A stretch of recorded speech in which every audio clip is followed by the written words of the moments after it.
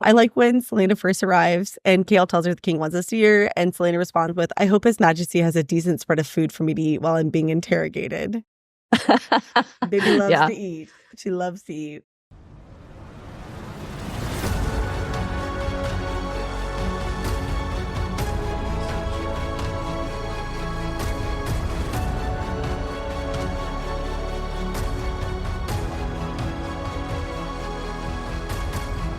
Hi, everyone. Welcome back to the Booked Fantasy Podcast. We, Addison and Lorraine, are two best friends who explore the world of fantasy through book shows and movies, but with a heavy emphasis on books. This episode, we are covering the bonus chapter titled The Assassin and the Captain. This was another one of the bonus chapters that was released, and from research about when to read them, people did recommend that we read them after TOG, but before Com. However, after we both read through it, we decided that it just helped to contextualize a lot of events and provided some foreshadowing for Chaol and Celaena's relationship through Com. So we decided that we are going to put this after our final Crown of Midnight episode. And that allows us to freely discuss things that happened in there too, because it was just too difficult to try to refrain from doing so. And honestly, this bonus scene is great, but it's just not as exciting if you put it before the events of Com. Once Com has occurred, it gives a lot more weight to a lot of the thoughts Celaena has, a lot of the hidden meaning in the conversation that Chaol and Celaena have in this scene. It's just more fun to think about it and discuss it post-Com. Yeah. So that's exactly what we're going to do.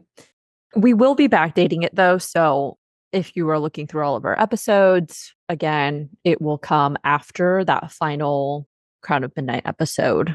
So that's where you can find it. We'll put it after Com, but before Assassin's Blade starts. So it's really only like 2 weeks behind. Maybe, like a few episodes behind wherever our most recent episode is. Whatever. You guys are smart. You can read. You'll find it. Exactly.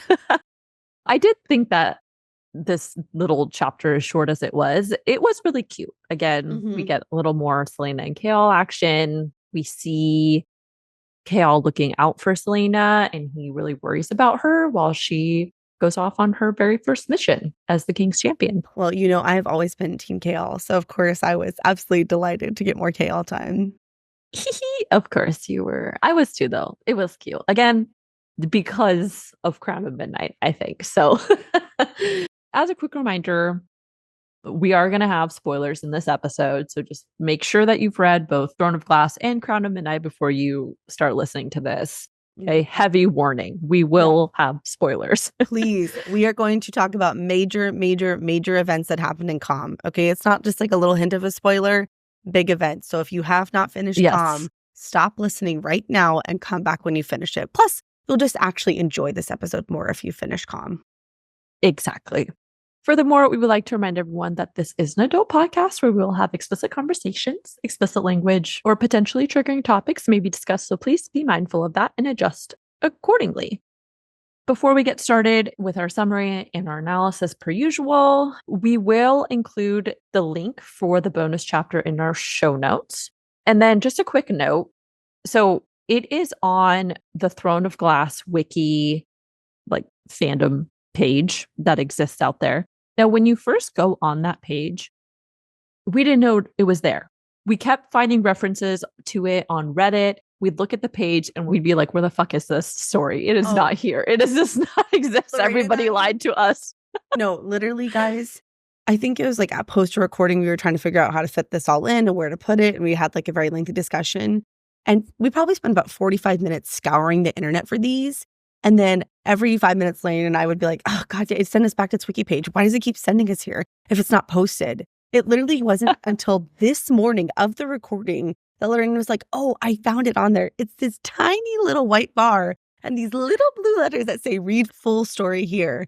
And I was like, are you fucking kidding me? Oh, my God. Yep. I was on some weird website where every time I scrolled to the next page, I had to watch a 10-second ad multiple times so that I could finish reading. And if it timed out too long, I'd read it again. It was very annoying. So Lorraine and I are going to link it.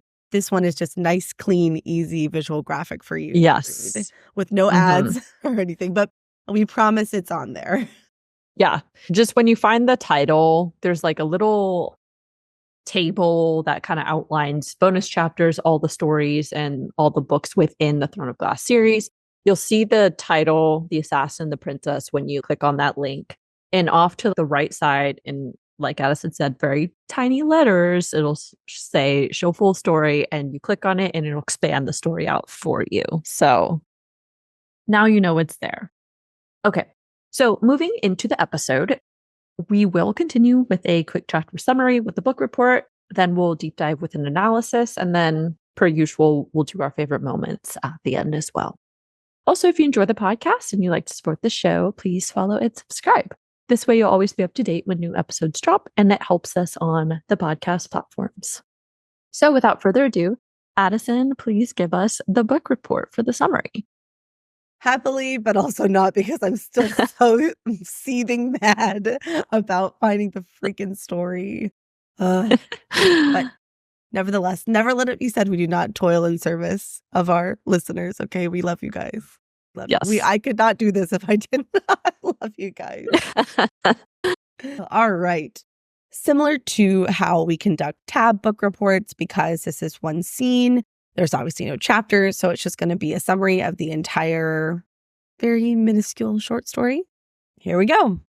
The Assassin and the Captain.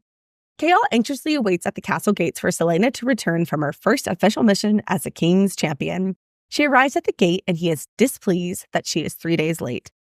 Celaena teases Chaol multiple times, but he won't budge, not even a hint of a smile. She suspects that his gloomy mood is because he was worried about her physical well-being, but also worried she might not return from her mission. They continue to make their way to the castle, and Celaena realizes that something has shifted between the two of them, but they are both too scared to give words to it.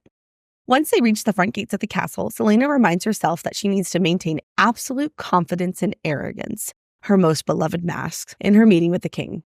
Chaol notices that Celaena is nervous about her meeting and promises to have a chocolate hazelnut cake for her at their lunch together, if she behaves herself.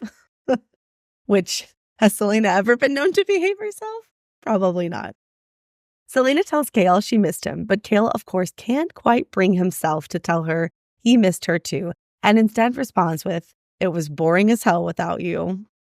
As they ascend the castle steps, they don't reach for each other, but simply walk a bit closer, towards the king and their future. Cute. I know. I just love them together. I do too. I enjoyed getting this little brief transition chapter, I guess. Me too. Thank you for that book report. Let's get started with our analysis. All right. So before we get started, I did have two things I wanted to share. First is I just wanted to share my overall initial reaction to the short scene. I just have to say that I think Sarah J. Maas writes Chaol and Celaena so well. They just have such a good chemistry, and I just love their playful banter and how they tease each other. I literally was grinning like an idiot reading this whole scene, just picturing it. I know we talked about a lot about that, especially in TOG, just how it's sort of like how you imagine, well, no, I don't want to say that, because like it's kind of like a brother and sister, but not really, because there's like this element of romance, but it just, I don't know, there's just something that's just really nice about the relationship and how it plays out. Maybe it's just because like they're so comfortable with each other and both of them are really their true self. And in a way, we know that Chaol's character, he's really, really buttoned up. So to see him let loose is nice. Celaena kind of is buttoned up too, because she can't really be her true self because, for many reasons, if you know, you know. And so it's nice because I feel like when they're together, they really get to let their guards down. And I think that's part of what makes their scenes and their relationship so enticing. What did you think of the short scene?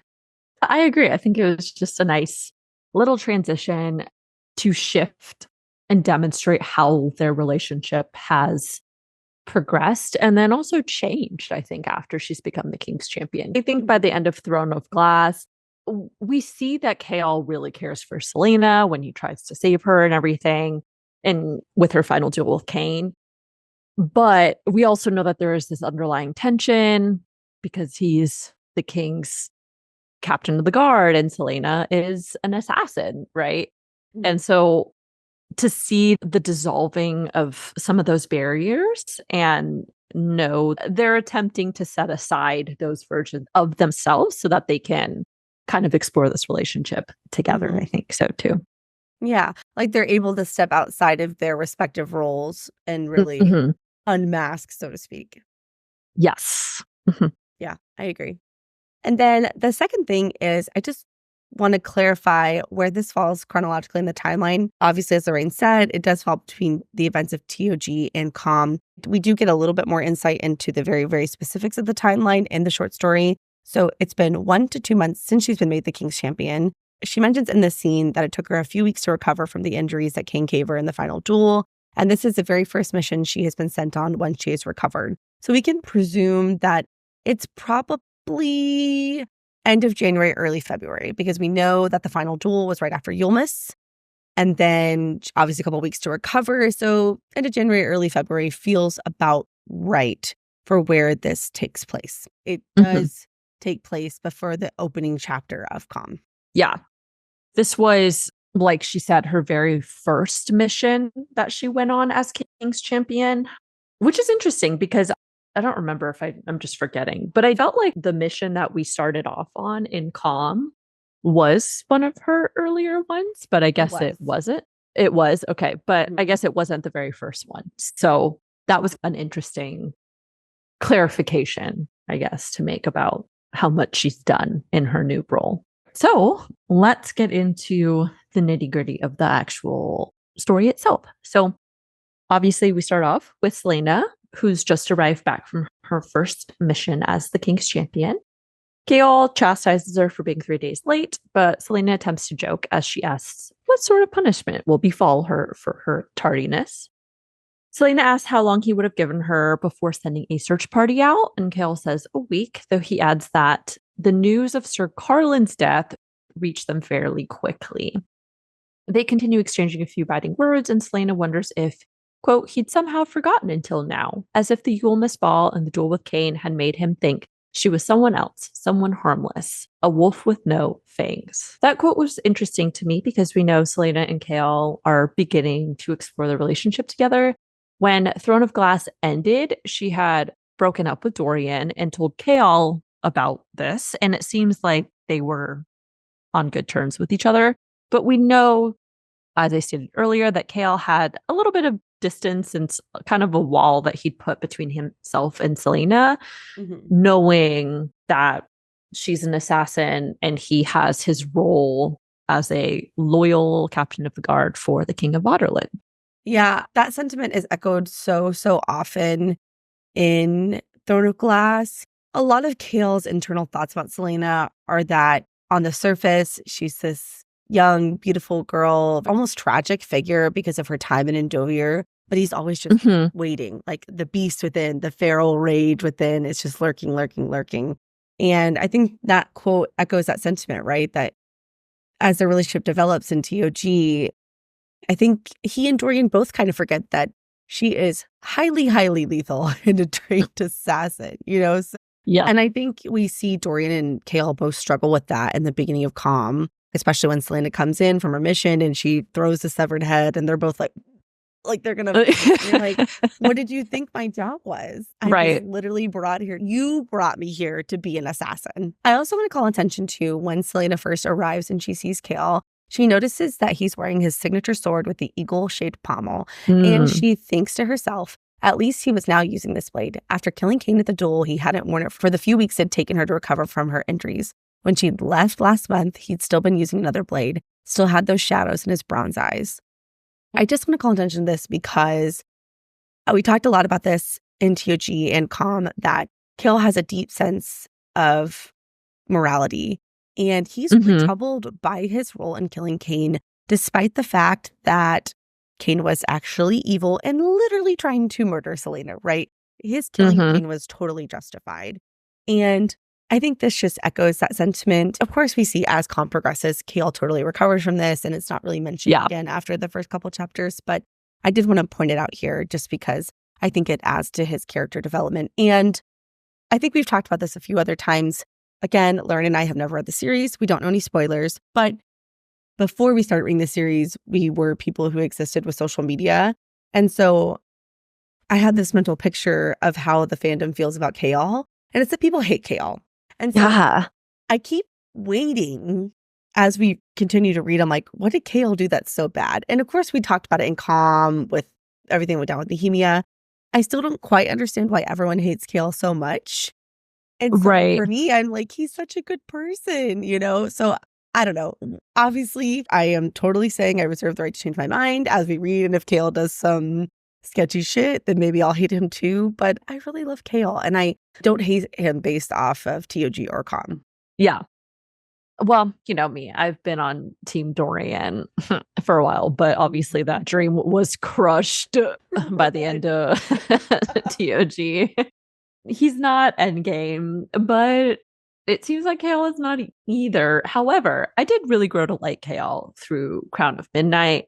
But even through Crown of Midnight, we know that his sense of morality still plays a role. Like there's always that undercurrent of doubt for him about his relationship with Celaena, and then also his role as captain of the guard for the king. And we really start to see Chaol try to explore what's really going on, how he feels about everything, what's right from a duty perspective in terms of morality, and then also what's right just in general about the whole context of the King of Otterland's rule and what's really the right thing to do about the king and what's been happening to the people of Aurelia.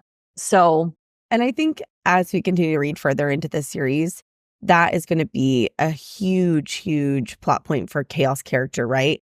Following the moral path of his duty and honor wrongs the moral path of what's right for Aurelia and vice versa. And I think that is going to be his burden that he has to carry and figure out how to navigate.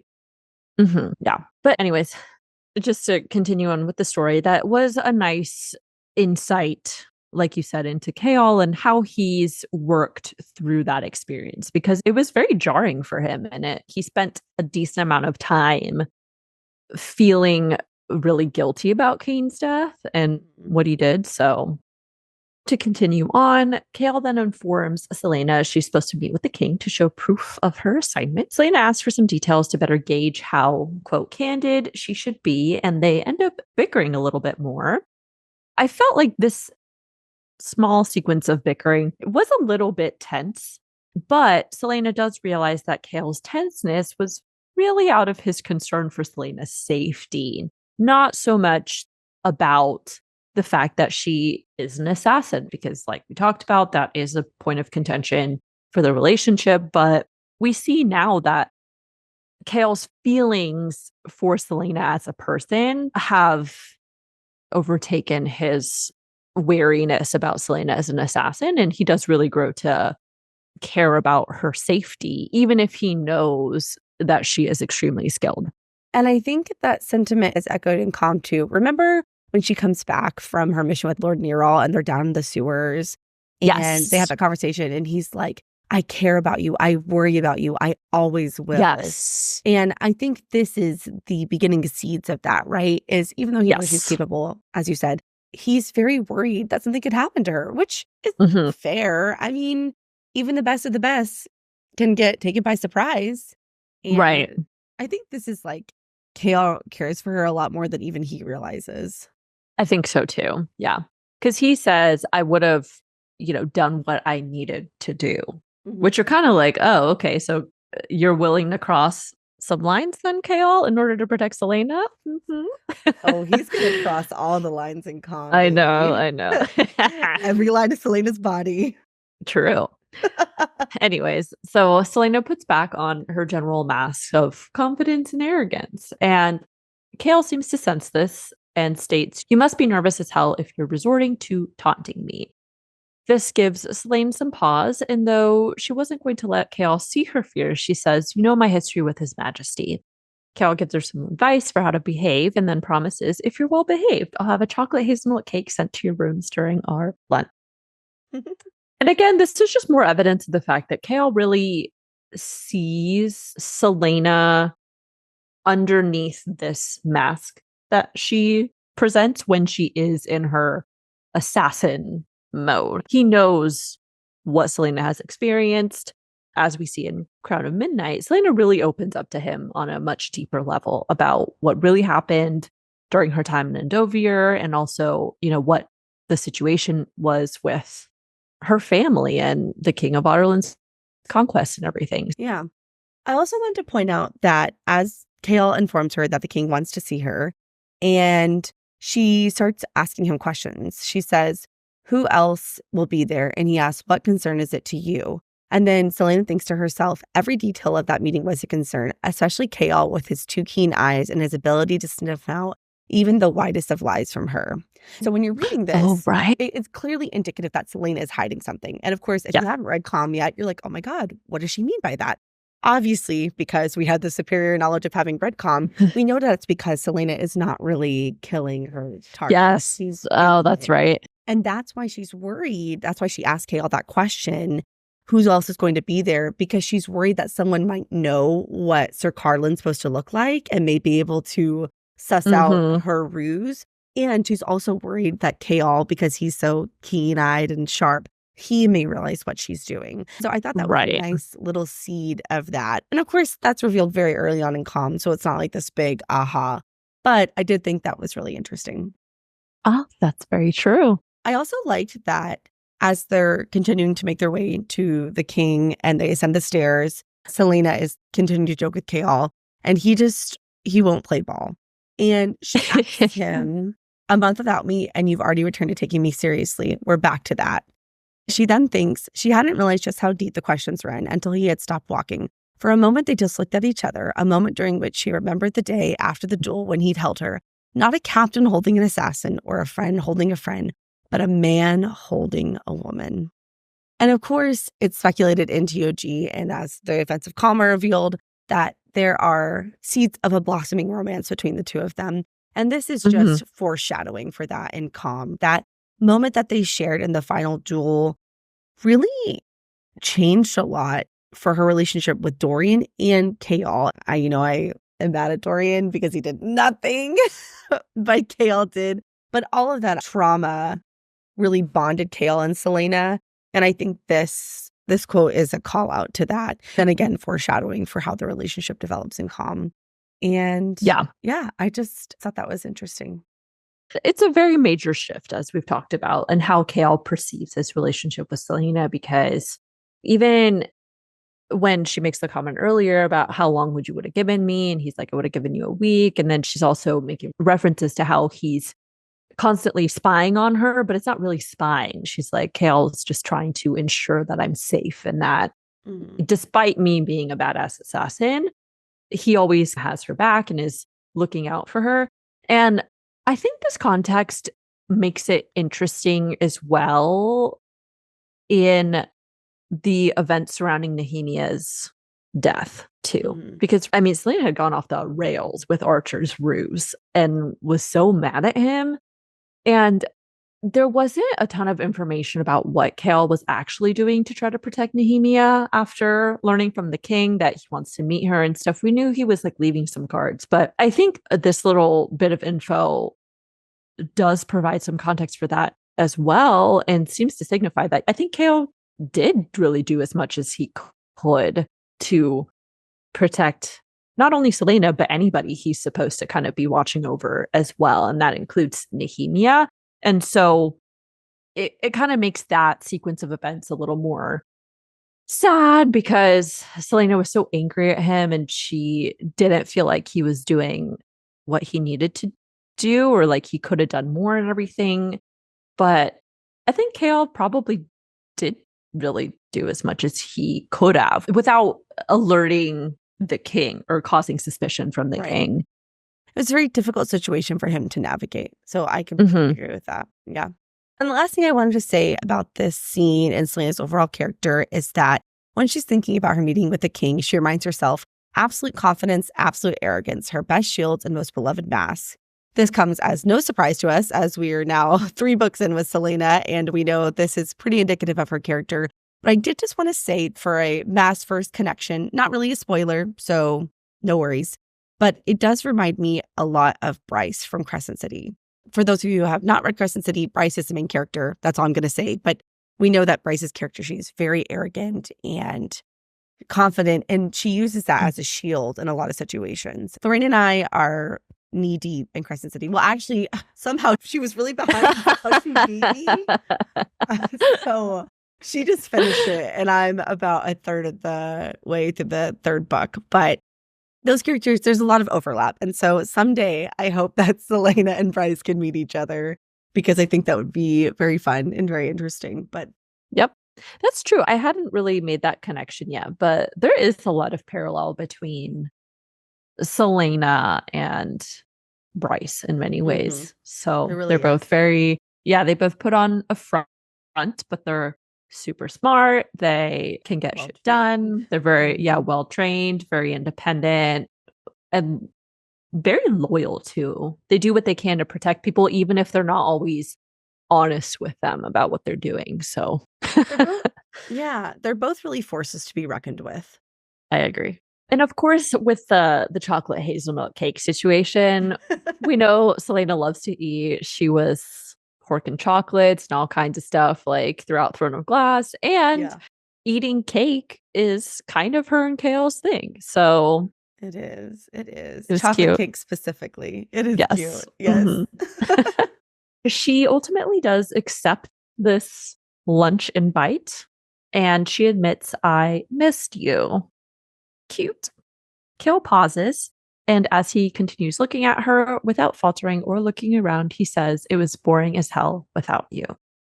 Then, walking close to each other, they ascend the steps into the castle.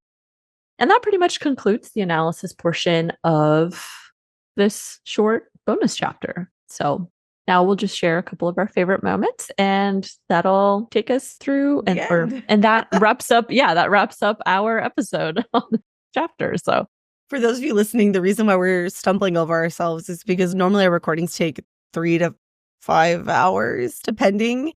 And so we're like, I guess we really are done. Okay. Yep. Are you sure? Okay, no, we're just not used to not saying as much. Yeah, it feels really weird.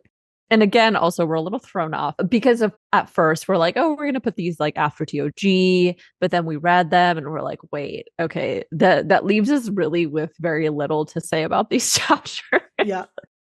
So we're going to plant it after calm. And then of course that changes the entire way that you analyze and take notes about the chapters and things. So, but anyways, we made it. We got through it. So. Okay. So for favorite moments, LOL, I have so many favorite moments, which is ridiculous considering that this is like the shortest 4.5 page story. But yeah, I'm going to share them all because I love Chaol and Celaena. So I like when Celaena first arrives and Chaol tells her the king wants us here, and Celaena responds with, "I hope His Majesty has a decent spread of food for me to eat while I'm being interrogated." Baby loves to eat. She loves to eat. I like when Chaol can tell that she's nervous about her meeting with the king because he remembers how she reacted the first time she had to meet him in TOG, and he puts a reassuring hand on her shoulder and tells her, "Just be polite, submissive." And she responds with, "Now that is a true challenge worthy of me." Yeah. And then I like when Chaol says, "If you're well behaved, I'll have a chocolate hazelnut cake sent to your rooms during our lunch." I just think that's sweet. Yeah. There's a couple scenes of them having chocolate cake in Calm. And last, I love when Celaena admits that she missed him. And of course, being a typical man, instead of just admitting his true feelings, he instead says, "It was boring as hell without you." Oh, I know. That ending was really cute. Yeah. There's just a lot of great banter between them, and I really like that. So I probably stole all of them because I basically just read the entire chapter to you. But what were your favorite moments? Okay, so my first one, like you, that I had written down was the chocolate cake comment. And he's like, "I'll have the chocolate hazelnut cake ready for you." And of course, as we've said so many times at this point, they just love to eat, and eating cake is their thing that they do together. And especially, they always seem to have lunches in particular with each other. So it's just cute. I also liked when she takes note of Chaol's smile, and she thinks, but the full force of the smile was enough to make the world pause. So cute. It is so cute. I know, because throughout Crown of Midnight, we talked about this so much, but there really seemed to be such a contextualization of the relationship as being very deep, kind of faded in a way. They were meant to be together. She feels at home when she's with him, and the world stops, and all they think about is each other, right? So I felt like that line was a small nod to that sentiment that's covered in Crown of Midnight. And then in general, of course, I just love that Celaena is really sassy. I liked when he asks, I think there's like talking about whether he was worried about her and how risky her job was. And she says, killing men in their beds doesn't involve much risk. No, she's right about that. I think it's hilarious because now that we've started Assassin's Blade and stuff too, but there's just so many instances of her just easily killing men and stuff. Like it's no trouble at all. And She's like, so whatever. yeah. So this is just another example of the fact that she really is Otterland's greatest assassin. So She really is. all right. So that wraps up our podcast. Thank you all for joining us for another episode of the Bookdown Fantasy Podcast. As always, we would love to hear your thoughts. So please subscribe, leave us a review, or share it with all your friends who love fantasy fiction as well. You can also keep up with us on a daily basis by following us on social media, and all of those are linked below. That's all we've got for you guys today. Stay nerdy, everyone, and we'll catch you all later for our regular episodes. Bye. Bye. Well, I've always been Team Chaol.